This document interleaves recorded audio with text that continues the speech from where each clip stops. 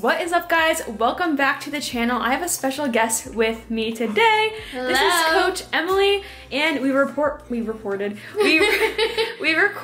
a good podcast for you all to listen to. So we're putting the podcast in the video. We have the whole clip filmed, everything. So you're gonna get to meet Coach Emily, what she's all about. But yeah, we're really excited. So let's get into it. Welcome to Let's Thrive podcast. It's Bree And Abby. and we are here with a very special guest. We have Coach Emily. Woo! I don't know why I keep doing that. Yep, so Coach Emily, she's on the Strong Female with my team. And yeah, we're having her on the pod today. She is here from South Carolina in Dallas today, and we're so happy to have her and learn more about her fitness journey and all the things. Super exciting. Super excited to be here, be on the podcast, and just kind of talk about, how I got started with fitness and then just kind of answer any questions. But I'm super excited to just dive right on into it. Yeah, let's do it. Yeah, so just tell us about you. Yeah, so basically, just a little quick background. I'm originally from Germany, grew up right outside of Philly, and now I go to the College of Charleston. I'm a senior, cannot wait to get out, majoring in international business with a minor in German studies. So basically just how my fitness journey got started is back in middle school, I watched what I eat in a day, just fitness vlogs, Nikki Blacketer, Cambria Joy. Those are the two that I'm thinking about now. But basically those OG Gymshark athletes, those types of people. That's how I really got exposed to fitness at first. But obviously I was kind of younger and stuff like that. I was still in middle school. So I didn't really get into lifting till high school, I would say. But even then I was kind of in the corner at the YMCA doing donkey kicks on the ground. I went to the YMCA too. I feel like that was my first real gym I ever went to. Yeah. I've never been to the Y. Really? Do they have them down here? Yeah. Okay. You just never went? So we actually got credit for gym class if we went to the gym instead during the semester in high school. So I chose to do that, but you were supposed to get 30 hours per semester of gym time.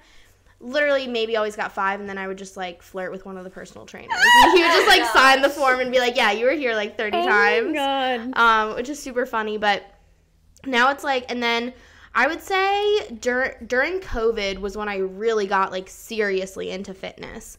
I did home workouts, and then eventually the only gym that was open was the F45 down the street from me, and it was only outdoor workouts. And I remember one of the exercises was shoulder press, and they gave me 8-pound weights, and I physically I did maybe 3 reps. Really? I was so weak. Oh my gosh. And it's crazy. And then when I went back to school that year, I started working out at Planet Fitness, and I got more consistent with the gym. But even then, I wasn't really on a routine or anything. I tried as good as I could to prioritize protein, but I really didn't know much about nutrition. I kind of thought the less you eat, the better. Yes. I thought I would. A day that was good for me was a day that I ate less than 1,000 calories. I was dang, I did so good today. I didn't eat. Or if I was able to wait till 2 p.m. to eat food, I'd be oh my God, that's amazing. I didn't eat that much. I'm gonna be a skinny queen. And now it's no, I want to be strong, and I'm eating I'm eating every 2 to 3 hours and stuff like that. But yeah, basically then in 2021, I took a semester off of college. I was a nursing major before, and I just kind of took a semester off of school because I kind of had a little bit of a fifth life crisis.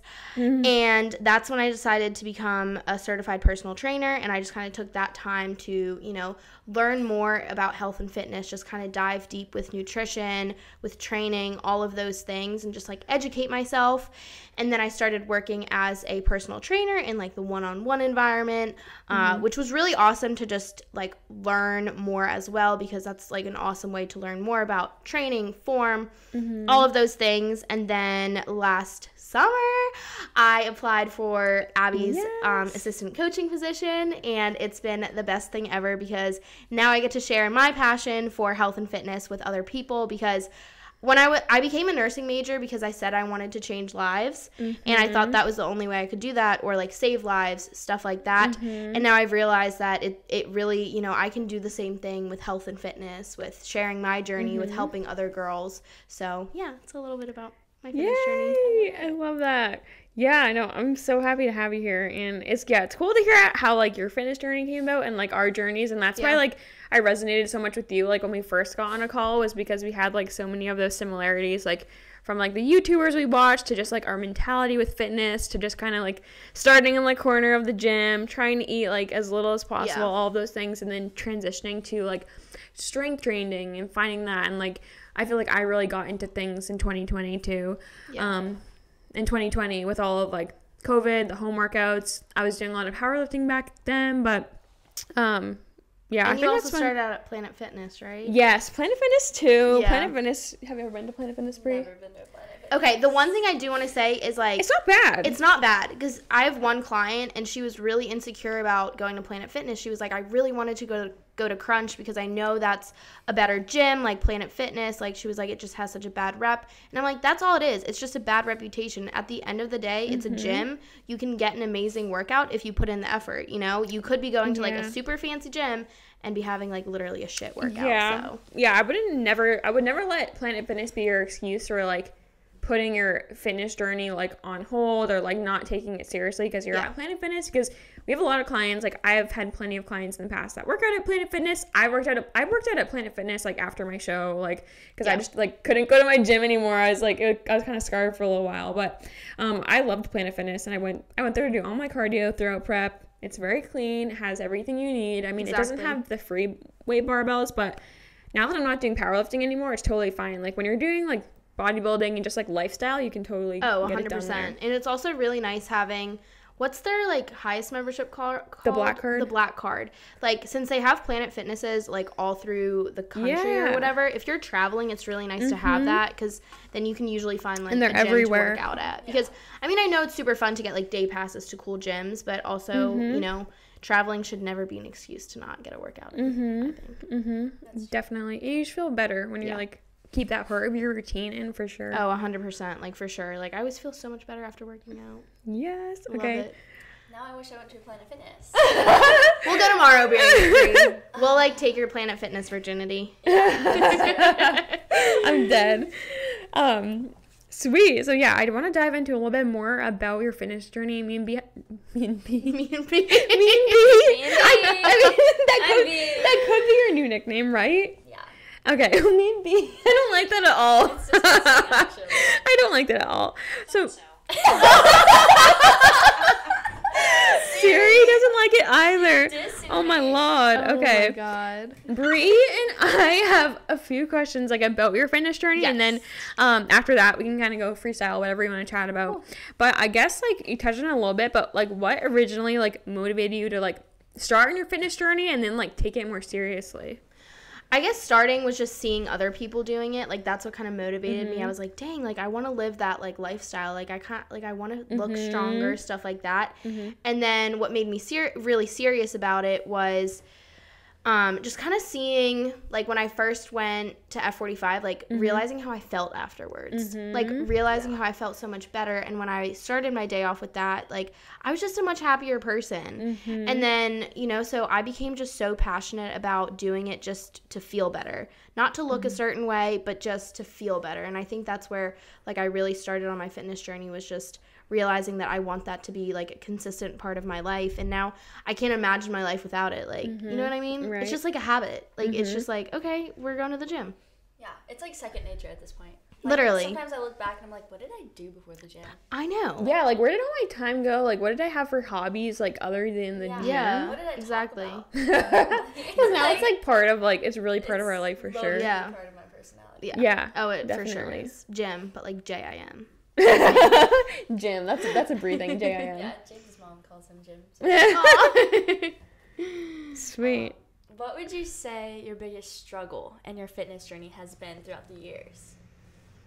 Like something that you've like fought with but overcame. I guess for me, I was always really insecure in the gym, and I thought I was doing something wrong. And I remember this was like when I first ever worked with a coach. I did like one of her challenges, and I was a senior in high school. And I went to an LA Fitness, and this girl came up to me, and I was doing like the chest fly or whatever.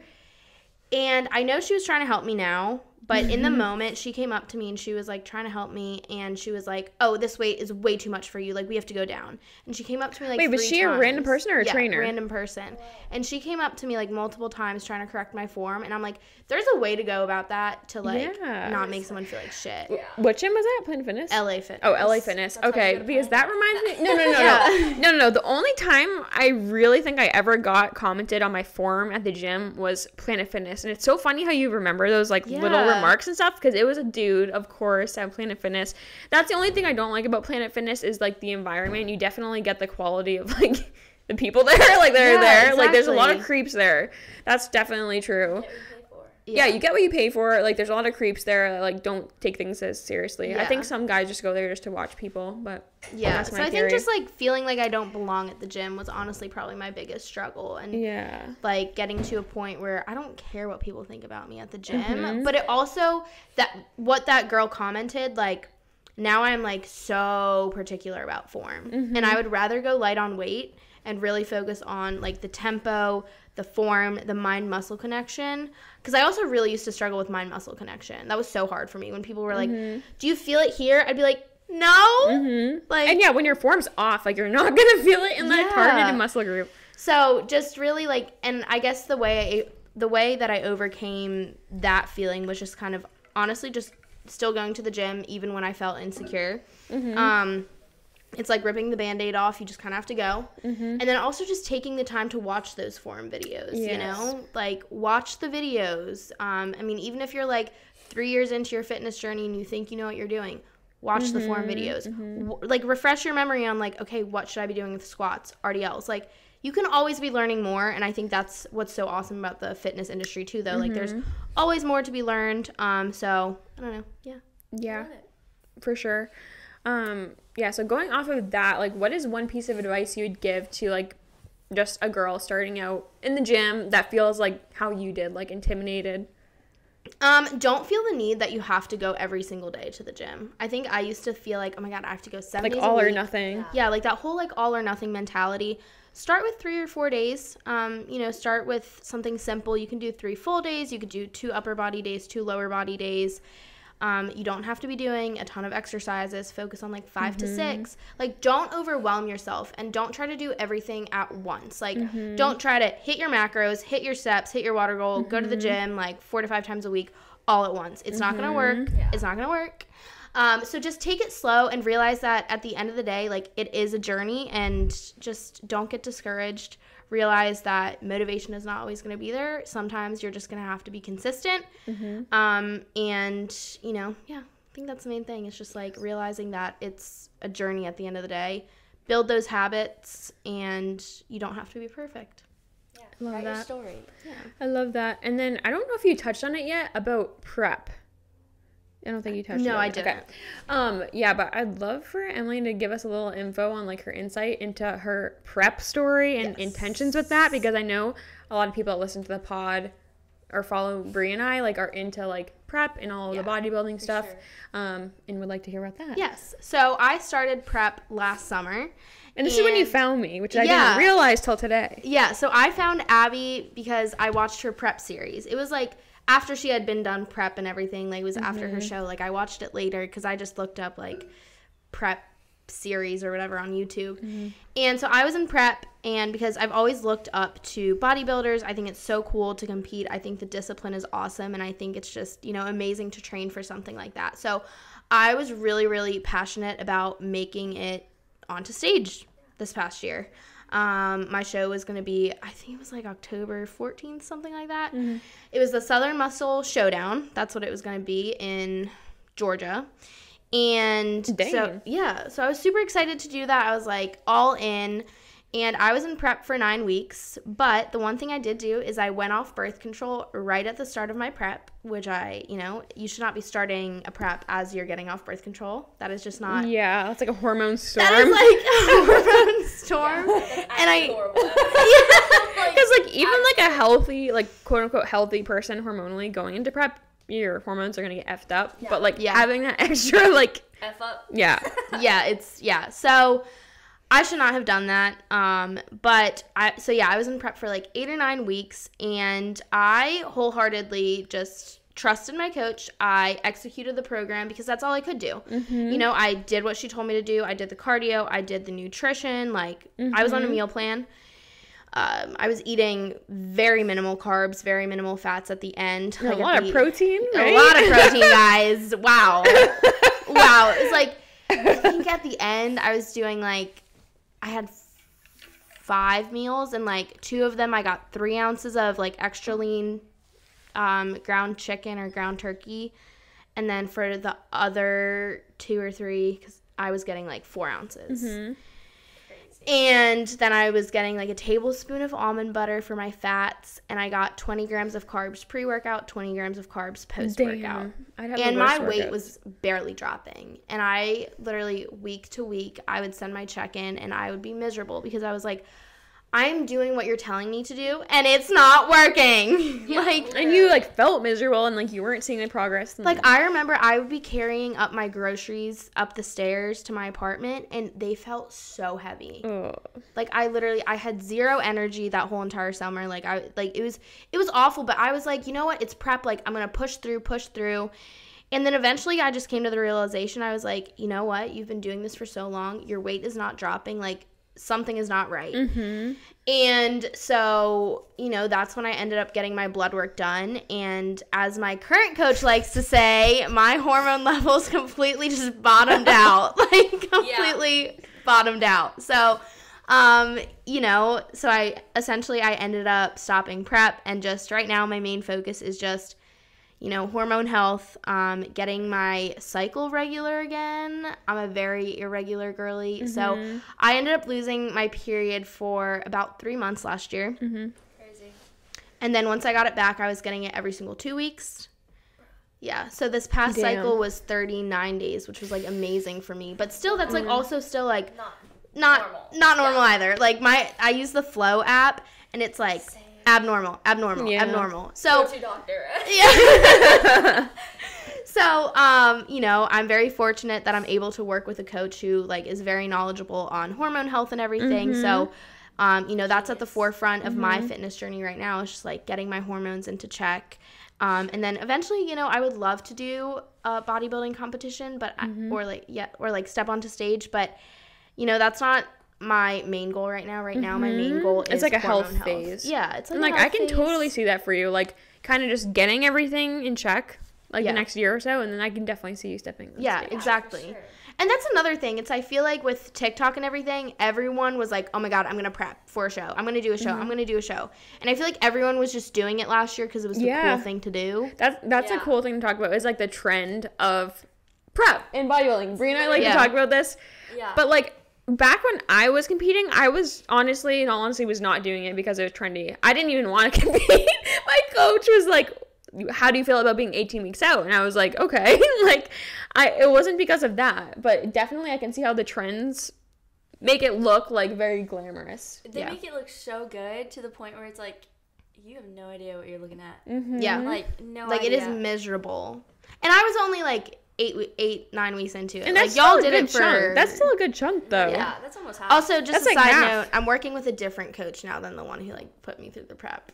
Yeah. So yeah. No, don't do it if you don't have the heart for it. Like Kelly and I were talking about that on the way over here too. Yeah. And it's like, it's not a trend. Like, don't do it if you don't love it. If you don't, if you're not passionate about it, doing it whatsoever. Like, yeah, having the heart for it, the mindset for it, the health for it, the right coach for it. Like, there's so many factors that go into that. I feel like nowadays, because everything's like revolved around social media, it's like, oh, for the content.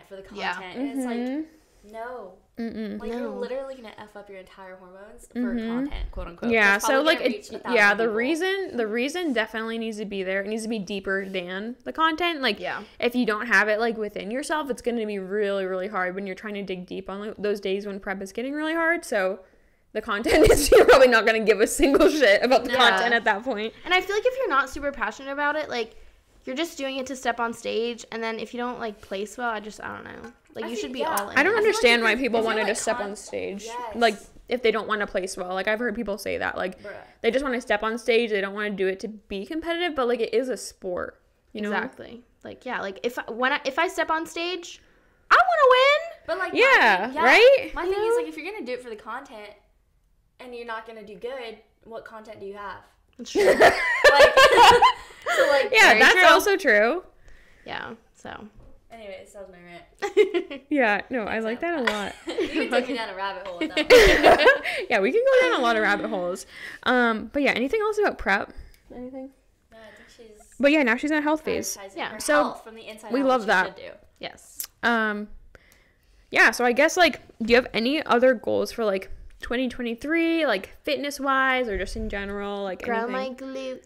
Yeah! I like the way you said that. I literally Glutes. love that because I told that to Alex too, and I was like, It's the year of the I glutes. was like, I need a post here, like Mm-hmm. that's it. And he was like, say less. Yep. Yeah, like Yeah. I think my first program, Alex wrote like crazy glute growth. I was like, All of like my programs say lower emphasis. Yeah, like every exercise, like glute bias, like every single exercise. literally. Yeah, definitely. So I get, what are your favorite glute exercises? I love At the moment. RDLs, like the dumbbell bent knee RDLs. Those are my favorite. I really like RDLs too. I despise hip thrusts. Me too. Despise them. I hate them so I think much. they're awful. I hate them so much. I will do them, but only because Alex tells me to do them. But I don't like them. I mean, I prefer them over split squats, but I still don't I like hip prefer thrusts. split squats over hip thrusts. I agree. Thank you. You're the minority. Dang. I don't know. Yeah. I'm never in the mood for split squats. I love them though. Like I like how painful they are. You're like, I love Yeah. the pain in my booty. Yeah, Brie and I were doing them today, and we're dying a little bit. Yeah. But I think other goals are just to kind of just, focus on myself this year. Yes, Just the be year like, of you. The year of you. I actually, oh my God, this is so funny. I got a Snapchat memory from it said 7-8 years ago. Like I was a fetus in the picture. Oh my Like a gosh. literal fetus. Emily's fresh out of the womb. And I'm holding up this book, and I'm like, I forget, it was some sort of self-help book, and I'm like, selfie, and I'm like, year of you. No. Aw, little M. That's cute. You were into self-development that many years ago. Yeah, so it's just kind of funny. But anyways, yes, this is the year of you this year. I'm prioritizing myself, prioritizing my happiness. I'm just pouring into me, being selfish. Just kind of Selfish. I like that because that's a Yeah. good thing because a lot of times like people think that's a bad thing, but it is a good thing to be yeah, selfish. it is. You need to be selfish because if you're not selfish, you're selfless. Yeah, You don't exactly. love yourself. Being selfish is not a bad thing. Just don't be an asshole to other people. But be selfish with your time. Be selfish with where you put your energy. People who are not adding to your life, they should not be in your life. Exactly. So They'll weed themselves out. Faux show. yeah, that's my main thing. It's just it's the year of focusing on myself, making my dreams come true. I want to grow as a coach. I want to learn more and just grow as a human being. Yes. So I that's my love main it. I'm goal. really excited for this year Yay. and everything. But yeah, I mean, anything else you wanted to chat about? I'm trying to think if there's anything else. I guess we can just tap a little bit into like coaching a little bit, like your journey, like coaching, like Yeah. from like being like kind of like the person that like needed help because like obviously everyone starts their fitness journey at one point to now like being able to be that person that like shines a light on those people that are struggling with their fitness journey. I think a lot of the times, I restarted my fitness journey so many times. I would start it, stop it, start it, stop it, start it, stop it. And so, I love being able to be the person who can help guide people through it. Yeah. And I know a huge objection with hiring a one-on-one coach is it's so pricey. And I'm like, but is it really? It's an investment in your health that's going to take you through the rest of your life. Like Bree said, we can't even imagine our life without the gym anymore. It is just a part of our life. And there's so much scientific evidence of how muscle is amazing for your health and amazing and just amazing overall. So I just kind of love that I have the opportunity to now help guide people on their fitness journey because I needed that help too at one point, and it's just awesome that all of us have the opportunity to just, guide girls to be the best version love of it. themselves. Exactly. I feel like that's the best part too. Like being able to help someone in a way that you didn't know that you could. Yeah. And like you were saying, like a lot of them are like really hesitant because they're like, oh, I don't really want to like spend that money. But it's like, okay, imagine the money that you're spending on your hospital bills when you're sick. That's you're true ill, too. and That's all of very these things. true. Like you're gonna pay thousands and thousands of dollars for like a medication that's gonna make you feel worse. Mm-hmm. Like why don't you just get move your body and be healthy? Yeah. Exactly. Yeah. You're saving Yeah, yourself just money like- in the long run. Yeah, and there's no price on like the quality of life that you'll have when you're actually healthy Exactly. than like waking up every day like unhealthy. Yeah, And not able to move your body the way you want to. The way that I picture it is like I want to be able, like personally, it's like I want to be able to play with my kids when I'm older. I want to be able to have grandkids and run around grandkids and stuff like that. Like I tell like women and older men like, do you not want to be able to like run with your grandkids? Like you don't want to throw a football, like you don't want to kick a soccer ball, like you don't want to chase them, like throw them up and down, like I feel like not putting your health first is being selfish in a negative way. Yeah. Oh, 100%. And like think about where you spend your money now. Are you going out on the weekend and spending $100 at the bar? Because that could be used for coaching. Are you, buying like outfits from Shein or something? I don't know why I just used that brand, but whatever. Like every single month, like just think about where you're spending your money and realize that like if you just stop doing that. Yeah. I actually have a hot take. I think when you actually invest in a coach, you actually save money. You know why I say that?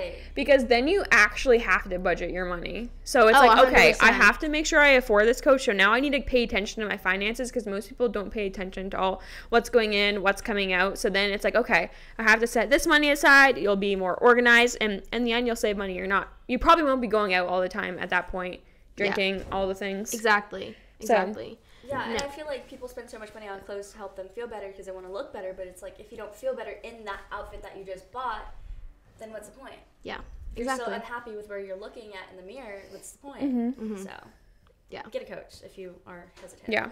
Just do it. Yeah. And like I don't know. Just do it. That's all I'm going to say. Yes, 100%. And I guess with just like getting a coach, because there's so many coaches out there, all different types of coaches, different people, different brands. Yep. Some are more present on social than others. Like, what do you look for in a coach? Because you've had like a few at this point. Yeah. Like 3 different points of your fitness journey. Yeah. Like, what do you look for in a coach?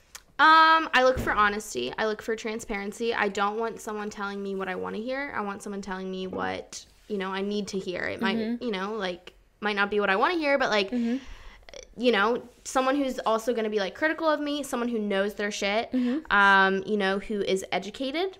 And I would definitely make sure you have a connection with that coach because if you don't feel comfortable with your coach, it's not going to be good because then you can't be truly honest with them and then you're just hindering your growth in the end. So I would say, make sure to get on a call with a coach. First red flag should be like, if they're not getting on a call with you in the first place, like that's probably a little bit of a red flag. And have a coach who is willing to answer questions. I would also take a look at client testimonials, making sure that you kind of see who they work with, what those experiences have been, those types of things. But honestly, just look for someone who has your best interests in mind. Exactly. Sure. And if you're and if you're looking for a coach, like apply for a couple of different coaches, On their calls. Yeah, get on their calls and just kind of see who, but ask those questions and don't be scared to ask the questions. So, Retweet. Yeah, I think the biggest thing with a coach is like being able to have that communication with them, like on top of everything Emily said, but like making sure you're able to communicate like both ways. Like if you're not telling them things, they're missing information that's going to impact you, your health, your mental health, whatever. Yeah. Like they're in charge of like, they're not in charge, but they have like all of those aspects to balance on hand is like the mental health, the physical health, the emotional health. Like now, like my coach, our coach, Alex, we all have the same coach. Yeah, we'll just put that out there to make it work there. But in terms of prep, I'm like asking him for a timeline and things, and he's like, we need to put your mental health first, we need to put your physical health first, like your business, like all the different things you're balancing, like make sure your coach like is putting everything into like the decisions they make. Yeah. Like all those different factors. Exactly. I agree. But yeah, is there any other questions you had about anything? I think I know pretty well now.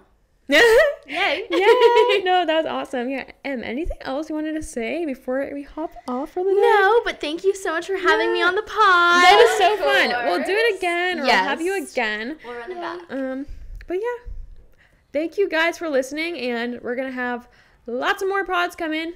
Yep, we're gonna put some description in the bottom so that way you can follow Coach Emily, get to know her, and just join her on her journey, her coaching link, all that, and all the good stuff. Yeah, we'll put Emily's coaching link if you want to apply to work with Emily in the caption, and then like Bree said, all the handles and everything. Yeah, but sure. Thank you guys so much for listening, and we'll see you in the next one. You know this ain't the time for the two.